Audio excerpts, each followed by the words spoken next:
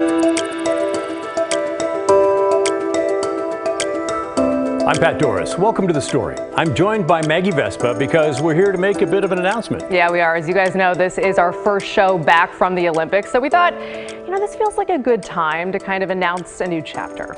Maggie has a big development in her professional life. It's great for her. It's sad for us. And I'm blushing already. Well, simply put, I am stepping down as host of this show because next month I'll be leaving KGW for a new amazing opportunity. I can't say where I'm going quite yet, but it's a job that I'm really excited about. I'll reveal more details when I can. But I have to say, it would have to be something truly exceptional to walk away from this station and this city and this show, frankly, because they're all just incredible. I've been here for 7 years. Wow. Which is insane. Yeah. And it's been such an honor.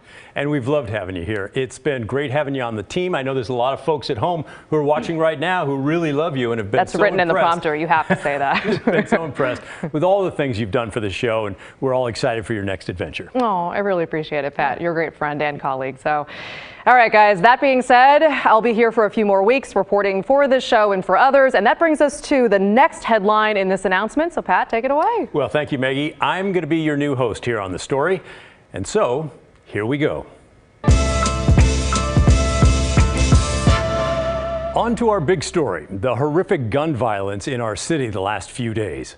Around 10:30 last night, a man and a woman and 2 young children were shot in their car at 128th and Southeast Foster Road. The woman died. The man is in critical condition. The children are 1 and 5. They are in stable condition. Saturday night, around 8 p.m., 6 people were shot at Normandale Park in Northeast Portland. 1 woman died there. About an hour before that, in Portland's Southwest Hills, police shot and killed a man who had a gun. A neighbor told us the gunman fired on police. 10 people shot, out of those 2 killed and another killed by police.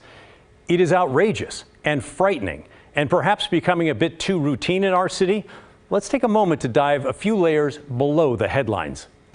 You no doubt saw a huge police presence at each of the shootings, but sometimes what you don't see is just as important as what you do see.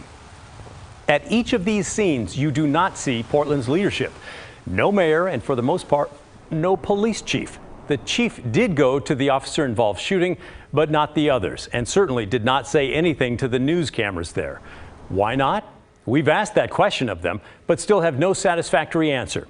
And here's why this is important. When someone is killed in our city by strangers, enemies, police, whatever, it is a huge deal. It should send a shudder through each of us because we're one community, connected to each other, whether you like that or not. And when the police chief and the mayor who's in charge of the police and the city, when they show up at a killing, it signals to everyone that the event is unusual and awful, and they personally care deeply about what happened, and they want to send that message to the public.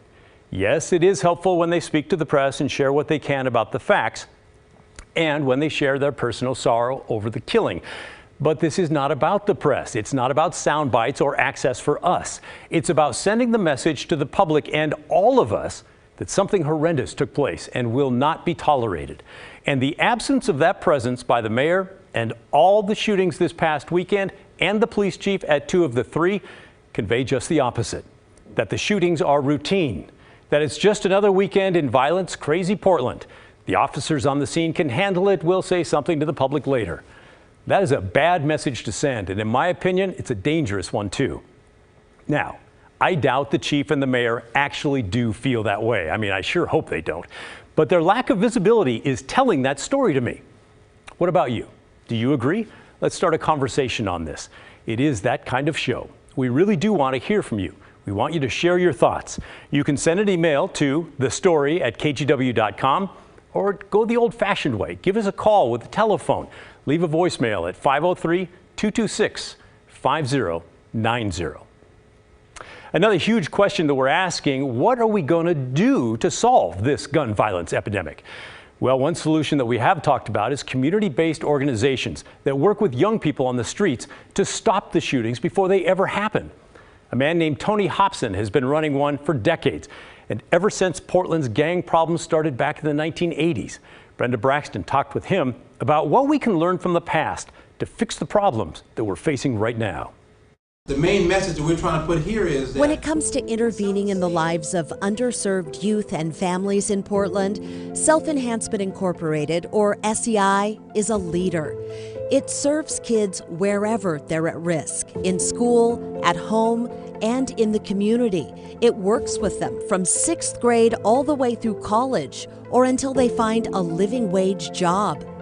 Tony Hobson founded the nonprofit 40 years ago on North Kirby Avenue. This is not a job, this is a way of life. SEI's motto is Life Has Options.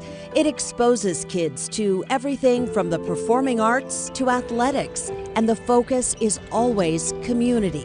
It's about giving back to the very community that raised me and raised a lot of individuals who look like me. So my entire life's work has been about community. And teachers and counselors and administrators have identified those students as having a lot of potential but lacking in some areas. And because they're lacking in some of those areas, they run the risk of falling into negative peer pressure. That was Tony Hobson in 1988. In that archive clip, when he talks about peer pressure, he's talking about gangs. In the late 80s, the Bloods and Crips had come to Portland from South Central Los Angeles to sell drugs, primarily crack cocaine.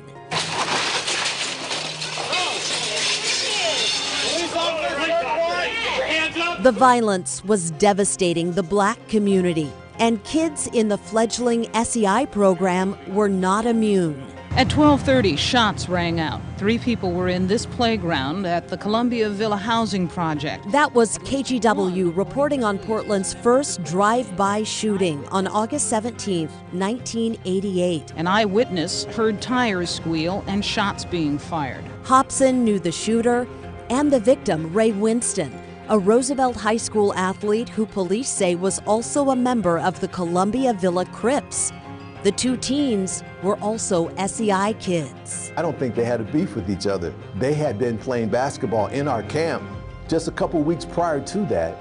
So it really wasn't a personal thing. It was just a matter of being affiliated with 2 separate gangs. After that shooting, desperate to stop the violence, Portland leaders gave SEI money to expand, transforming it from a week-long summer basketball camp to a year-round program for kids and their parents.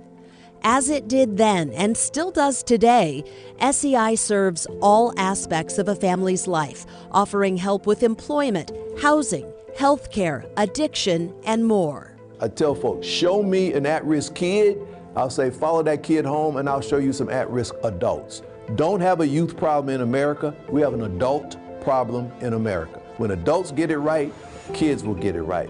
Looking back on the arc of the last several decades, Hobson says he sees parallels between what happened then and the record number of shootings plaguing the city today. The same reasons why many individuals found themselves in gang activity then still exist today. In fact, it's worse.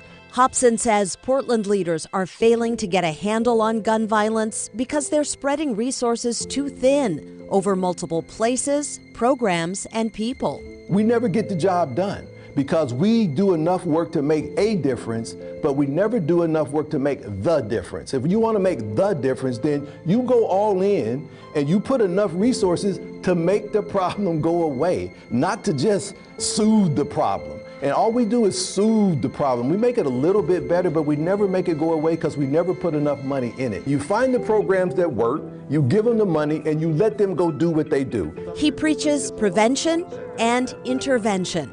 But Hobson says we can't restore public safety without police. I mean, we got to have police to hold criminals accountable. But before that individual became a criminal, if we had services and activities, there would be less of them. I mean, coming out of the George Floyd stuff, I mean, that was just so devastating to watch that it was all kind of anti-police. Well, yeah, we're all anti that kind of police officer. We're all anti that. You can't be human and look at that and not know that that ain't correct right there. Like so many cities in the wake of George Floyd and Black Lives Matter, Portland is at an inflection point. But Hobson says he'll always be hopeful, believing the current crisis will open doors for new solutions in the future. And after 40 years of doing this work, here's what he knows for sure. The most success that we've had is because of our willingness to actually establish a real personal relationship with a kid and a family. Everybody wants it, everybody needs it, and all of us have the ability to share ourselves in that way. That is truly the answer. That was Brenda Braxton reporting as only she can. Great insight and context. Tomorrow we're going to meet two former SEI students. They grew up in the program and now they're paying it forward by mentoring the next generation. How about a bit of lighter news? Did you see that shirtless guy at the closing ceremony of the Olympics last night? He was right in front of the American team, so he was pretty hard to miss. Unfortunately, due to restrictions, we can't show you the video from last night, but we do have this. It's a photo of him, also shirtless in the opening ceremonies. He's wearing baby oil and not a whole lot else on his upper body, while everyone else was wearing parkas because it was freezing. The man's name is Nathan Crumpton. He was the flag bearer for American Samoa. He's 36 years old, grew up in Virginia and graduated from Princeton, and he wins our admiration for ignoring frigid temperatures to represent American Samoa.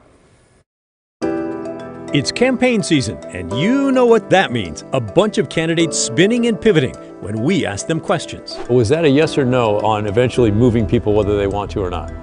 And speaking of the homeless crisis, Portland's mayor has really ramped up his plans to get people off the streets. We've continually witnessed unsanctioned camping in clearly unsafe locations. When the story continues. Welcome back, and keep sending us your questions and comments to the story at kgw.com. We see them coming in. Thank you so much. And also give us a call if you want to leave a voicemail at 503-226-5090. Now, let's get to an email we got from Robbie. He wrote, "The current system we have for homelessness does not work." Thanks, Robbie. I think we can all agree with that. We do have a crisis on our streets, and things only seem to be getting worse. Many Oregon leaders feel the current system isn't working either. We hear them talk about it a lot, but what about actual solutions? Well, here's what's happened over the past few weeks while we've been off the air for the Olympics. First, an update on the planned safe rest villages in Portland, which have been on the drawing board since last year. Commissioner Dan Ryan initially said 6 organized, sanctioned camps with on-site services were going to be open by the end of 2021, which you may have noticed came and went without any camps opening. Ryan's office now says they're going to open early this year, but we still don't have any real firm date. Also, the city has only picked 2 of those 6 sites. We thought they had 3, but then we learned that the site on Southwest NATO will now be used as the new location of the Queer Affinity Village. That's a city-sanctioned camp that already exists somewhere else.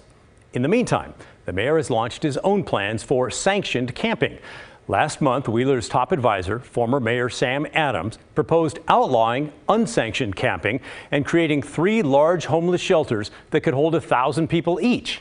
Well, that idea got torn up pretty quickly, torn to shreds by houseless advocates. So last week, Wheeler told the Oregonian he's instead planning 1 or more outdoor tent sites for campers. They would be smaller than the 1,000-person shelter idea, but bigger than the safe rest villages, which will hold about 50 people each. Wheeler told the paper he will announce the details of his plan this week, so we will keep you posted on that. In the meantime, Commissioner Ryan, for his part, is not at all happy about the mayor's plans. He sent us a statement saying massive outdoor sheltering sites are a dangerous proposition. I am open to thoughtful solutions. I'm all in for urgency, but I cannot support the idea to corral hundreds of vulnerable people without social services, without community safety assurances, or a strategic management plan in place. So, while we do have some potential solutions on the table, we've also got a battle at City Hall over them. Well, homelessness is a tough issue and a huge one that every candidate running for election is going to be talking about this year, regardless of whether they're running for governor or dog catcher. By the way, I don't think we elect dog catchers. That's just a phrase. The point is, you're going to hear a lot about a lot of words, and a lot of candidates are going to be talking about this, and I want to help you listen critically to them and to everybody that you see interviewed on the news. Start to listen to the questions that are asked and whether the candidate answers that question directly or dodges it. you're going to find that most will dodge it if they don't like the question. In the media training business, that's called a pivot.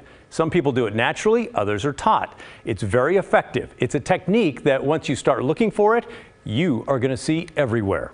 It's easiest to imagine if you think of basketball. When I ask someone a question, it's like I'm passing the ball to them.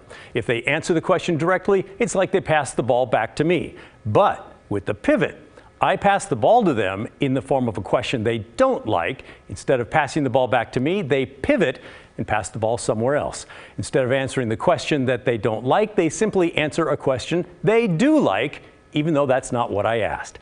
In my 37 years as a reporter, I have found that people who do that the most are politicians. So let's bring up a recent example of one of Oregon's leading politicians, Democrat Tina Kotek. She's running for governor and is considered a front-runner. I interviewed her recently and found her thoughtful and well-versed on the big problems facing the state. I want you to know I respect her. However, that does not give her a free pass when it comes to the pivot. I'm going to play you part of a recent interview where I'm drilling down to find out what she will do with homeless people who refuse to get off the streets, even if they are offered counseling and shelter and all that once she is elected, if she is to become governor. So listen to my questions and then see if you can pick up the pivots in her answer. Here we go. And what about people who say, I don't want to get off the street, leave me alone? Yeah, well, you know, I'm sure there are folks that, because of their illness or wherever they are in their lives, that is not something they can see right now.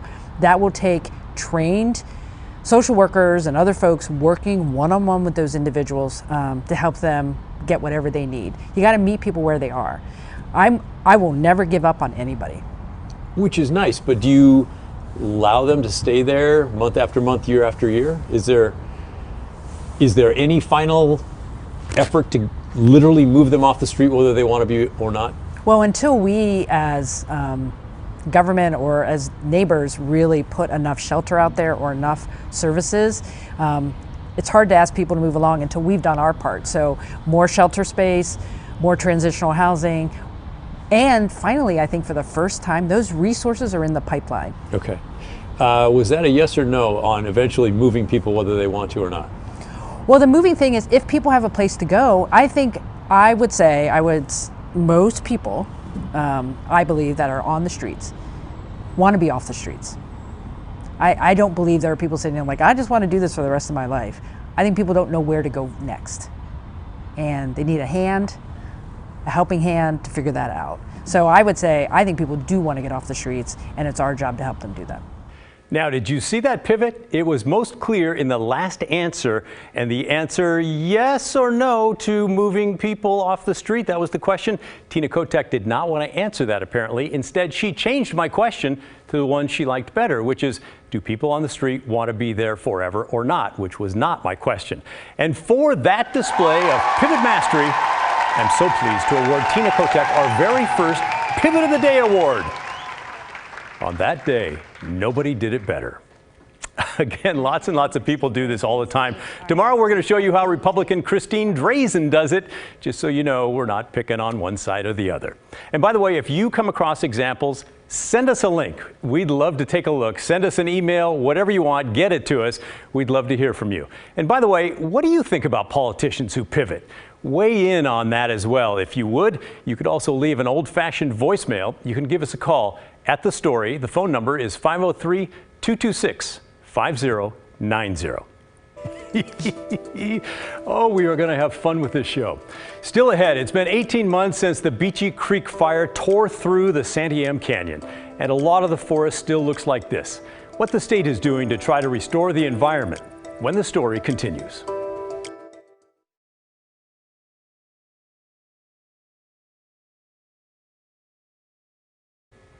Welcome back. We've spent the last year and a half talking a lot about the people in the communities rebuilding homes and businesses after the devastating 2020 wildfires. One thing, though, that we haven't spent much time on, how the natural environment is recovering. Christine Pitawanich went to the Santiam State Forest to check out what's being done in those massive burned areas. The Beachy Creek fire left a huge mark on Oregon State Forest land, and here in the Santiam State Forest, about 16,000 acres were heavily impacted, millions of trees burned. But now there are big efforts underway to restore the landscape and replant trees. Each person plants about 900 trees a day, so they can plant 10,000 to 12,000 trees a day. This crew of 12 cover a lot of ground, planting 120 trees an hour, or about 2 trees a minute. Each person plants about 2.5 acres every day. So it's a very big project in comparison to past. John Walter with the Oregon Department of Forestry says the agency has contracted with 3 12-person crews who plant trees in heavily burned areas of the Santiam State Forest December through March. We did some planting after the fires last year. This year, we're going to be planting 1 million trees on the state forests. Walter says in addition to people on the ground planting and spacing trees, ODF has also scattered seeds from the air, trying to replenish the trees lost in the Beachy Creek fire. If we didn't replant, this area might not have any trees for 10 years before seed landed here from the trees that were left. Jason Cox with the Department of Forestry says it may take 40 to 80 years for the burned forest to reach a state similar to what it was before the fire.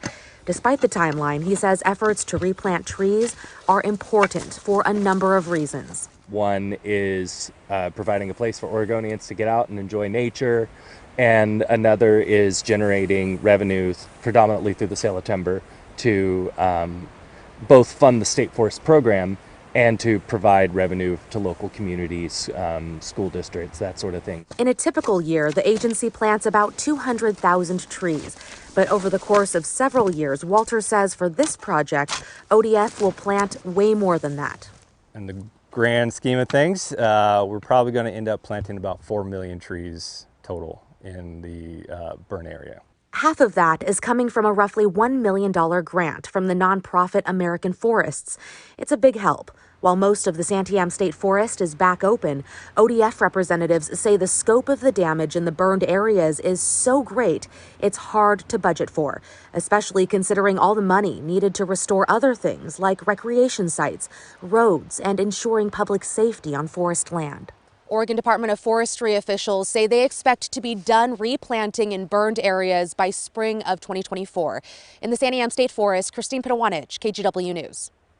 Thanks, Christine. Keep sending your questions and comments, by the way, to the story at kgw.com. Coming up next, a little bit of good news.